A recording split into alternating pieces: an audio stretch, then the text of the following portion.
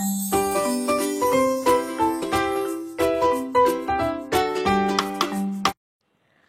Hello friends, welcome back to my channel. ಇವತ್ತಿನ ಈ ವ್ಲಾಗ್ನ ಶುರು ಮಾಡ್ತಾ ಇದ್ದೀನಿ. ಇವತ್ತಿನ ವ್ಲಾಗಲ್ಲಿ ಶನಿವಾರ ಹಾಗೆ ಭಾನುವಾರ 2 ದಿವಸದ್ದು ಸೇರಿಸಿ ವ್ಲಾಗ್ ಹಾಕ್ತಾ ಇದ್ದೀನಿ. ಸಂಜೆ ಸ್ವಲ್ಪ ಬಿಡಿ ಹೂವನ್ನು ತರಿಸಿದ್ದೆ, ಮಲ್ಲಿಗೆ ಹೂವು. ಆ ಹೂವನ್ನು ಕಟ್ಟಿ ಇಡ್ತಾ ಇದ್ದೀನಿ. ನನಗೆ ದೇವ್ರಿಗೆ ನನ್ನ ಕೈಯಾರೆ ಹೂ ಕಟ್ಟಿ ಹಾಕೋದು ಅಂದರೆ ತುಂಬಾ ಇಷ್ಟ. ಹಾಗಾಗಿ ಆಲ್ಮೋಸ್ಟ್ ಯಾವಾಗೆ ಹೂ ತರೋದಕ್ಕೆ ಹೋದರೂ ಕೂಡ ಆದಷ್ಟು ಬಿಡಿ ಹೂವನ್ನೇ ತೊಗೊಂಡು ಬರ್ತೀನಿ ಕಟ್ಟಿರೋ ಹೂಗಳಿಗಿಂತ. ಕೆಲವೊಂದು ಸಲ ಜಾಸ್ತಿ ದುಂಡು ಮಲ್ಲಿಗೆ ತೊಗೊಂಡು ಬಂದರೆ ಅದರಲ್ಲಿ ದಿಂಡು ಕೂಡ ಸುತ್ತೀನಿ. ರೇಟ್ ಕಡಿಮೆ ಇದ್ದಾಗ KG ಗಟ್ಟಲೆ ಸೇವಂತಿಗೆ ಹಾಗೆ ರೋಸ್ ಎಲ್ಲ ತೊಗೊಂಡು ಬಂದು ಅದರಲ್ಲಿ ಹಾರ ಮಾಡಿ ಹಾಕೋದು, ಇದೆಲ್ಲದೂ ಕೂಡ ತುಂಬಾ ಇಷ್ಟ. ದೇವರಿಗೆ ಅಂತ ದುಬಾರಿ ಹೂಗಳನ್ನು ತೊಗೊಂಡು ಬಂದು ದೇವ್ರಿಗೆ ಇಟ್ಟರೆ ದೇವರು ಸಂತೃಪ್ತನಾಗಲ್ವಂತೆ. ನಾವು ಬೆಳೆಸಿರೋವಂಥ ಒಂದೆರಡು ಗಿಡಗಳಲ್ಲಿ ಸಿಕ್ಕಿರೋವಂಥ ಒಂದೇ ಒಂದು ಹೂ ಇಟ್ಟರೂ ಕೂಡ ಅಷ್ಟೊಂದು ಸಂತೃಪ್ತನಾಗ್ತಾನೆ ದೇವರು ಅಂತ ಹೇಳ್ತಾರೆ. ಯಾಕಂದರೆ ನಾವು ಆ ಗಿಡವನ್ನು ಬೆಳೆಸೋದಕ್ಕೆ ಪ್ರೀತಿಯಿಂದ ನೀರು ಹಾಕಿ ಗೊಬ್ಬರ ಹಾಕಿ ಅದನ್ನು ಪೋಷಣೆ ಮಾಡಿರ್ತೀವಿ. ಅದರಲ್ಲಿ ಬಿಟ್ಟಿರೋ ಹೂವು ತುಂಬಾ ದೇವರಿಗೆ ಶ್ರೇಷ್ಠ. ಇಷ್ಟೊಂದು ಹೂವು ನಾವು ಬೆಳೆಸೋದಕ್ಕಾಗಲ್ಲ. ಹಾಗಾಗಿ ಕೊಂಡ್ಕೊಂಡು ಬಂದು ಅದನ್ನು ನಮ್ಮ ಕೈಯಾರ ಕಟ್ಟಿದ್ರೆ ಅಲ್ಲಿ ನಮ್ಮ ಶ್ರಮ ಇರುತ್ತೆ, ಅದು ಕೂಡ ದೇವರಿಗೆ ಅರ್ಪಣೆ ಆಗುತ್ತೆ ಅನ್ನೋದು ನನ್ನ ಒಂದು ಭಾವ ಅಷ್ಟೇ. ಇವಾಗ ಕಟ್ಟಿರೋಂಥ ಹೂವನ್ನು ಒಂದು ಬಾಕ್ಸಲ್ಲಿ ಹಾಕಿ ಅದನ್ನು ನೀಟಾಗಿ ಫ್ರಿಡ್ಜಲ್ಲಿ ಎತ್ತಿಡ್ತೀನಿ. ಒಂದು ವಾರದವರೆಗೂ ಏನೂ ಆಗೋದಿಲ್ಲ, ಹೂವು ತುಂಬಾ ಫ್ರೆಶ್ ಆಗಿರುತ್ತೆ. ಇವಾಗ ಸ್ವಲ್ಪ ರಂಗೋಲಿ ಹಿಟ್ಟನ್ನು ಮಾಡ್ಕೋಬೇಕಾಗಿತ್ತು ಅಕ್ಕಿಯಲ್ಲಿ. ಅದಕ್ಕೋಸ್ಕರ ಬೆಳಗ್ಗೆನೇ ನಾನು ಅಕ್ಕಿಯನ್ನು ನೆನೆಸಿದ್ದೆ. ನೆನೆಸಿರೋಂತಹ ಅಕ್ಕಿ ನೀರನ್ನೆಲ್ಲ ಚೆನ್ನಾಗಿ ತೊಳೆದುಬಿಟ್ಟು ಬಸಿದು ಅನಂತರ ಇವಾಗ ಮಿಕ್ಸಿ ಜಾರ್ಗೆ ಹಾಕ್ಕೊಂಡಿದ್ದೀನಿ. ಚಿಕ್ಕ ಮಿಕ್ಸಿ ಜಾರ್ಗೆ ಹಾಕ್ಕೋಬೇಕು. ಚೆನ್ನಾಗಿ ಇದನ್ನು ರುಬ್ಕೋಬೇಕು. ಅಂದರೆ ಸ್ವಲ್ಪನೂ ತರಿಯಾಗಿಲ್ಲದೆ ಫುಲ್ಲು ನೈಸ್ ಪೇಸ್ಟ್ ಆಗೋ ರೀತಿ ನಾವು ರುಬ್ಕೊಬೇಕು. ಜಾಸ್ತಿ ನೀರು ಹಾಕಬಾರ್ದು, ಗಟ್ಟಿಗೇ ಇರಬೇಕು. ನೋಡಿ, ಕೈಯಲ್ಲಿ ಈ ಥರ ತೋರಿಸ್ತಾ ಇದ್ದೀನಲ್ವ, ತರಿಯಾಗಿರಬಾರ್ದು. ಅದನ್ನು ಇವಾಗ ನಾವು ರಂಗೋಲಿ ಹಾಕುವಂಥ ಒಂದು ಡಬ್ಬಕ್ಕೆ ಎಷ್ಟು ಬೇಕೋ ಅಷ್ಟು ಹಾಕ್ಕೊಂಡು ಇನ್ನು ಮಿಕ್ಕಿರೋ ಅಂಥದ್ದನ್ನು ಬೇರೆ ಬೌಲ್ ಅಥವಾ ಬೇರೆ ಯಾವುದಾದ್ರೂ ಬಾಕ್ಸ್ಗೆ ಹಾಕಿ ಎತ್ತಿಡಬೇಕಾಗತ್ತೆ. ಇನ್ನು ನಾವು ರಂಗೋಲಿ ಹಾಕೋದಕ್ಕೆ ಅಂತ ಚಿಕ್ಕ ಒಂದು ಬೌಲ್ಗೆ ಹಾಕ್ಕೊಂಡಿದ್ದೀವಲ್ಲ, ಅದಕ್ಕೆ ಎಷ್ಟು ಬೇಕೋ ಅಷ್ಟು ನೀರನ್ನು ಹಾಕ್ಕೋಬೇಕು. ತುಂಬ ಜಾಸ್ತಿ ನೀರು ಹಾಕಬಾರ್ದು. ಅದನ್ನು ಹಾಕಿ ಒಂದು ಕಾಟನ್ ಬಟ್ಟೆಯನ್ನು ತಗೊಂಡು ಆ ರಂಗೋಲಿ ಹಿಟ್ಟಿನಲ್ಲಿ ಹದ್ದಿ ಅನಂತರ ಅದರಿಂದ ರಂಗೋಲಿಯನ್ನು ಹಾಕ್ಕೊಳ್ಬೇಕಾಗತ್ತೆ. ತುಂಬಾ ಸುಲಭ ಹಾಕೋದು. ಪ್ರಾಕ್ಟೀಸ್ ಮಾಡೋವರೆಗೂ ಸ್ವಲ್ಪ ಕಷ್ಟ ಅನಿಸುತ್ತಷ್ಟೇ. ಪ್ರಾಕ್ಟೀಸ್ ಮಾಡಾದಮೇಲೆ ತುಂಬಾ ಸುಲಭವಾಗಿ ಈ ರಂಗೋಲಿನ ಹಾಕ್ಕೊಬೋದು. ರಂಗೋಲಿ ಹಿಟ್ಟಿನಿಂದ ಹಾಕೋದಕ್ಕಿಂತ ಈ ಅಕ್ಕಿ ಹಿಟ್ಟಿನಿಂದ ಮಾಡಿರೋವಂಥ ರಂಗೋಲಿ ಹಾಕೋದು ತುಂಬಾ ಶ್ರೇಷ್ಠ ದೇವರಿಗೆ. ಜೊತೆಗೆ ತುಂಬಾ ಬೇಗ ಹಾಕ್ಕೊಬೋದು. ನಾನಿಲ್ಲಿ ನಮ್ಮ ಗ್ಯಾಸ್ ಸ್ಟವ್ ಇಟ್ಟಿದ್ದೀವಲ್ಲ, ಕಿಚನ್ ಕೌಂಟರ್ ಟಾಪ್ ಮೇಲೆ ಹಾಕ್ತಾಯಿದ್ದೀನಿ. ಜೊತೆಗೆ ಗ್ಯಾಸ್ ಸ್ಟವ್ ಮೇಲೂ ಕೂಡ ಸ್ವಸ್ತಿಕ್ ಬರಿತಾ ಇದ್ದೀನಿ. ನೀವು ಬಟ್ಟೆಯಲ್ಲಿ ಹಾಕೋದಕ್ಕೆ ನಮಗೆ ಬರೋದಿಲ್ಲ ಅಂತಂದರೆ ಇಯರ್ಬಡ್ಸಲ್ಲಿ ಕೂಡ ನೀವು ಹಾಕ್ಕೊಬೋದು, ತುಂಬ ಸುಲಭವಾಗಿ ಹಾಕ್ಕೊಬೋದು. ಅಥವಾ ಇಯರ್ಬಡ್ಡಲ್ಲೂ ಬೇಡ ಅಂತಂದರೆ ಪೇಂಟ್ ಬ್ರಷ್ ಬರುತ್ತಲ್ಲ ಚಿಕ್ಕದು, ಮಕ್ಕಳಿಗೆಲ್ಲ ಪೇಂಟ್ ಮಾಡೋದಕ್ಕೆ ಕೊಡಿಸ್ತೀವಲ್ಲ, ಆ ರೀತಿಯಾದಂತಹ ಬ್ರಷಲ್ಲೂ ಕೂಡ ನೀವು ಈ ರೀತಿ ರಂಗೋಲಿಯನ್ನು ಹಾಕ್ಕೊಬೋದು. ಇದು ಪೂರ್ತಿಯಾಗಿ ಒಣಗಿದ ಮೇಲೆ ಒಳ್ಳೆ ಪೇಂಟಲ್ಲಿ ನಾವು ರಂಗೋಲಿ ಬರೆದಿದ್ದೀವೇನೋ ಅನ್ನೋಷ್ಟು ತುಂಬ ಚೆನ್ನಾಗಿ ಕಾಣಿಸುತ್ತೆ. ನಮ್ಮ ಮನೆ ಮುಂದೆ ಸ್ವಲ್ಪ ಗಿಡ ಮರಗಳೆಲ್ಲ ಜಾಸ್ತಿ. ಹಾಗೆ ಇವಾಗ ಆಷಾಢ ಬೇರೆ ಆಗಿರೋದ್ರಿಂದ ಗಾಳಿ ವಿಪರೀತವಾಗಿದೆ. ನಾನು ರಂಗೋಲಿಯಲ್ಲಿ ಹಾಕಿದ್ರೂ ಕೂಡ ಗ್ರನೇಟ್ ತುಂಬ ನೈಸಾಗಿರೋದ್ರಿಂದ ರಂಗೋಲಿ ಹಾಕಿ ಸ್ವಲ್ಪ ಹೊತ್ತಿಗೆಲ್ಲ ಗಾಳಿಗೆ ಒಂದು ಕಡೆಗೆ ಗುಡಿಸ್ಕೊಂಡು ಹೋಗ್ಬಿಡ್ತಾ ಇತ್ತದು. ಹಾಗೆ ನನ್ನ ಮಗ ಬೇರೆ ಇನ್ನೂ ಚಿಕ್ಕವನಾಗಿರೋದ್ರಿಂದ ಮನೆ ಒಳಗಡೆಗೆಲ್ಲ ತುಳ್ಕೊಂಡು ಹಾಗೆ ಬರ್ತಾಯಿದ್ದ. ಅದಕ್ಕೋಸ್ಕರವಾಗಿ ಈ ರೀತಿಯಾದಂಥ ಒಂದು ಮಾರ್ಗ ಕಂಡುಕೊಂಡು ಅಕ್ಕಿ ಹಿಟ್ಟಿನಿಂದ ಹಾಕೋದಕ್ಕೆ ನಾನು ಟ್ರೈ ಮಾಡಿದೆ. ತುಂಬ ಚೆನ್ನಾಗಿ ಬಂದಿತ್ತು ರಂಗೋಲಿ. ನೋಡ್ತಾ ಇದ್ದೀರಾ ಎಷ್ಟು ಕಳೆಯಾಗಿ ಕಾಣಿಸ್ತಾ ಇದೆ ಮನೆ ಬಾಗಿಲು ಅಂತ. ಹಾಗೆ ಈ ರಂಗೋಲಿಯನ್ನು ನೀವು ತುಳಿದ್ರೂ ಕೂಡ ಅದು ಹೋಗೋದಿಲ್ಲ, ಕೈಯಲ್ಲಿ ಹಿಂಗೆ ಒರೆಸಿದ್ರೂ ಕೂಡ ಹೋಗೋದಿಲ್ಲ. ಅದನ್ನು ನೀರು ಹಾಕಿ ಬಟ್ಟೆಯಲ್ಲಿ ಒರೆಸಿದ್ರೆ ಮಾತ್ರ ರಂಗೋಲಿ ಹೋಗೋದು. ಪೇಂಟಲ್ಲಿ ಬರೆದಿರೋ ರೀತಿ ಇರುತ್ತೆ. ಅದ್ರ ಮೇಲೆ ಗುಡಿಸ್ಕೊಂಡ್ರೂ ಕೂಡ ಆ ರಂಗೋಲಿ ಒಂಚೂರು ಕೂಡ ಹೋಗೋದಿಲ್ಲ. ಒಂದು ವಾರ ಹಾಗೇ ಇರುತ್ತೆ. ಪ್ರಾಕ್ಟೀಸ್ ಆಗೋವರೆಗೂ ಸ್ವಲ್ಪ ಕಷ್ಟ ಅನಿಸುತ್ತೆ, ಆಮೇಲೆ ತುಂಬಾ ಈಸಿಯಾಗಿ ಹಾಕ್ಕೊಬೋದು. ನನಗಂತೂ ತುಂಬಾ ಇಷ್ಟ ಆಯಿತು. ಇನ್ನು ಇವತ್ತು ವರ್ಲ್ಡ್ ಕಪ್ ಫೈನಲ್ ನಡೀತಾ ಇದೆ, T20 ವರ್ಲ್ಡ್ ಕಪ್ದು ಕ್ರಿಕೆಟು. ನಮ್ಮ ಇಂಡಿಯಾದವರು ಕೂಡ ಆಡಿ ಗೆದ್ದರು, ನಿಮ್ಮೆಲ್ಲರಿಗೂ ಗೊತ್ತಿರ್ಬೋದು. ಸೊ ಅವತ್ತಿನ ದಿನ ನಾವೆಲ್ಲರೂ ಕೂಡ ಕಾತರವಾಗಿ TV ಮುಂದೆ ಕಾಯ್ತಾ ಇದ್ವಿ.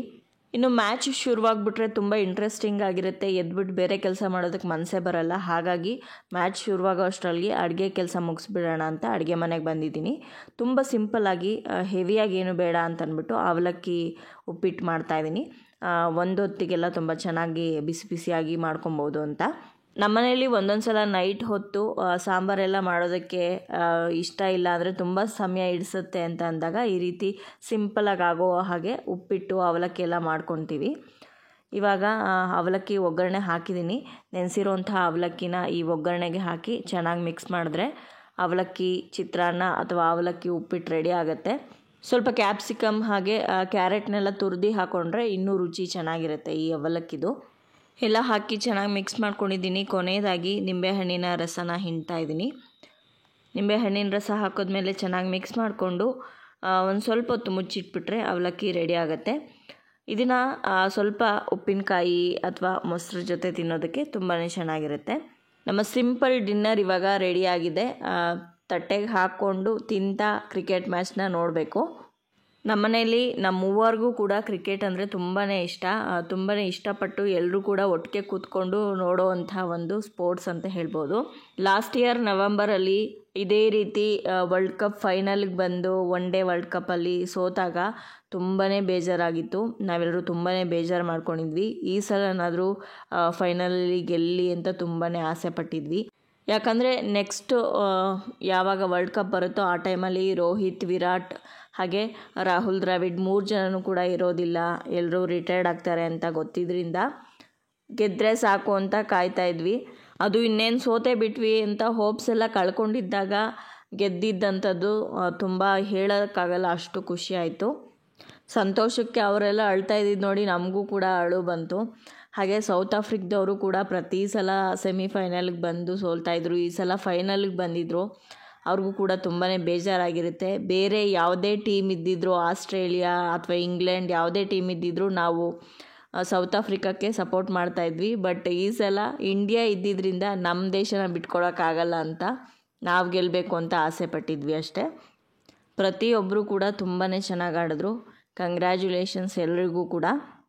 ಇನ್ನು ಪೋಸ್ಟ್ ಮ್ಯಾಚ್ ಪ್ರೆಸೆಂಟೇಷನಲ್ಲಿ ವಿರಾಟ್ ಕೊಹ್ಲಿ ಮಾತಾಡ್ತಾ T20 ಇದೇ ನಂದ ಲಾಸ್ಟ್ ವರ್ಲ್ಡ್ ಕಪ್ ಅಂತ ಹೇಳಿದ್ರು. ಅಂದರೆ T20 ಇಂಟರ್ನ್ಯಾಷನಲ್ T20 ಕ್ರಿಕೆಟ್ಗೆ ರಿಟೈರ್ಮೆಂಟ್ ಘೋಷಣೆ ಮಾಡಿದ್ರು. ಸ್ವಲ್ಪ ಬೇಜಾರಾಯಿತು, ಯಾಕಂದರೆ ನಾನು ವಿರಾಟ್ ಕೊಹ್ಲಿ ಅವರ ಬಿಗ್ ಫ್ಯಾನ್ ಅಂತ ಹೇಳ್ಬೋದು. ಅವರೇ ಹೇಳಿರೋ ಹಾಗೆ ನೆಕ್ಸ್ಟ್ ಜನ್ರೇಷನ್ ಅಂದರೆ ಬೇರೆಯವ್ರಿಗೂ ಕೂಡ ಅವಕಾಶ ಸಿಗಬೇಕು, ಅವ್ರಿಗೂ ಕೂಡ ಅವರ ಪ್ರತಿಭೆಯನ್ನು ತೋರಿಸ್ಕೊಳ್ಳೋದಕ್ಕೆ ಒಂದು ಸದಾವಕಾಶ ಕಲ್ಪಿಸ್ಕೊಡ್ಬೇಕು ಅನ್ನೋ ಕಾರಣಕ್ಕೋಸ್ಕರ ರಿಟೈರ್ಮೆಂಟ್ನ ಅನೌನ್ಸ್ ಮಾಡಿದ್ದಾರೆ. ರೋಹಿತ್ ಕೂಡ ಅನೌನ್ಸ್ ಮಾಡಿದ್ರು ಪ್ರೆಸ್ ಕಾನ್ಫರೆನ್ಸಲ್ಲಿ. ಇವ್ರುಗಳಿಲ್ಲದೆ ಇರೋವಂತಹ ಕ್ರಿಕೆಟ್ ನೋಡೋದಕ್ಕೆ ಸ್ವಲ್ಪ ಕಷ್ಟನೇ ಆಗುತ್ತೆ. ಸ್ಟಾರ್ಟಿಂಗಲ್ಲಿ ಹೋಗ್ತಾ ಹೋಗ್ತಾ ಬೇರೆಯವ್ರು ಇಷ್ಟ ಆಗ್ತಾ ಹೋಗ್ತಾರೆ.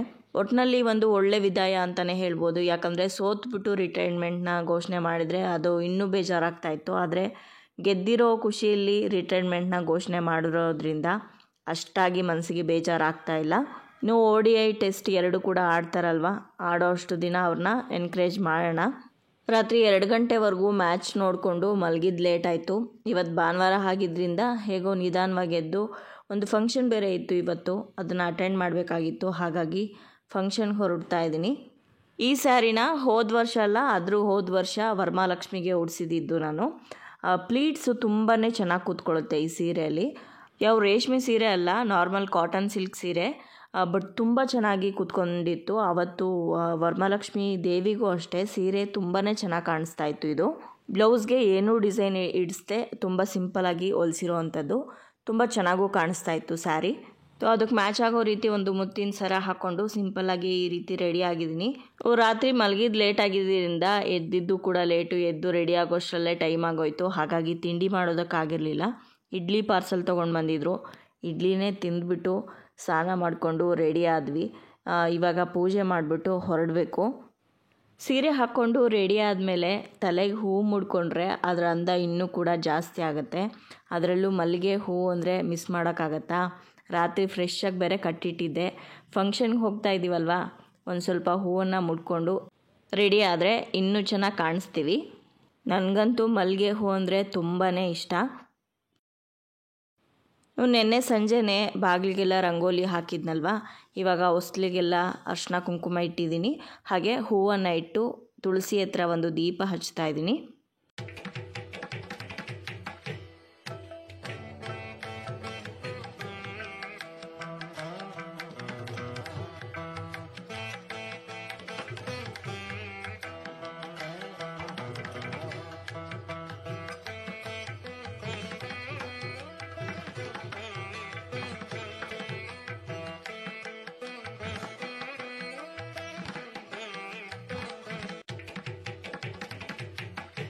ಗಾಳಿ ಎಷ್ಟು ಜೋರಾಗಿತ್ತು ಅಂದರೆ ದೀಪ ಹಚ್ಬಿಟ್ಟು ಒಳಗೆ ಹೋಗಿ ಬರೋ ಅಷ್ಟರಲ್ಲಿ ದೀಪ ತಣ್ಣಗಾಗೋಗಿತ್ತು.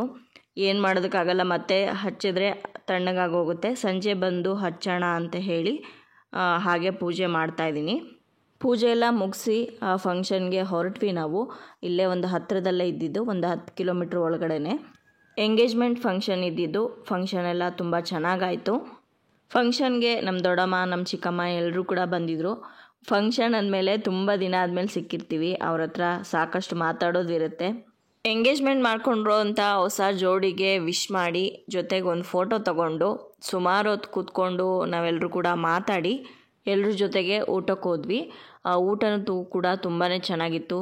ಸಾಕಷ್ಟು ವೆರೈಟಿ ಹಾಗೆ ಟೇಸ್ಟ್ ಕೂಡ ತುಂಬ ಚೆನ್ನಾಗಿತ್ತು. ಊಟ ಎಲ್ಲ ಮುಗಿಸ್ಕೊಂಡು ರಿಟರ್ನ್ ನಾವು ಮನೆಗೆ ವಾಪಸ್ ಬಂದ್ವಿ. ಸೊ ಇವತ್ತಿನ ಈ ವ್ಲಾಗ್ನ ನಾನು ಇಲ್ಲಿಗೆ ಮುಗಿಸ್ತಾ ಇದ್ದೀನಿ. ಈ ವ್ಲಾಗ್ ನಿಮಗೆ ಇಷ್ಟ ಆಗಿರ್ಬೋದು ಅಂತ ಭಾವಿಸ್ತೀನಿ. ಇಷ್ಟ ಆಗಿದ್ರೆ ಲೈಕ್ ಮಾಡಿ, ಬೇರೆಯವ್ರಿಗೂ ಕೂಡ ಈ ವಿಡಿಯೋನ ಶೇರ್ ಮಾಡಿ. ನಿಮ್ಮ ಅನಿಸಿಕೆ ಅಭಿಪ್ರಾಯಗಳನ್ನ ಕಮೆಂಟ್ ಮೂಲಕ ತಿಳಿಸಿ. ಮತ್ತೊಂದು ಇಂಟ್ರೆಸ್ಟಿಂಗ್ ವ್ಲಾಗ್ ಜೊತೆಗೆ ನಿಮ್ಮನ್ನ ಮತ್ತೆ ಭೇಟಿ ಆಗ್ತೀನಿ. ಅಲ್ಲಿಯವರೆಗೂ ಧನ್ಯವಾದಗಳು. ಲೋಕ ಸಮಸ್ತ ಸುಖಿನೋ ಭವಂತು.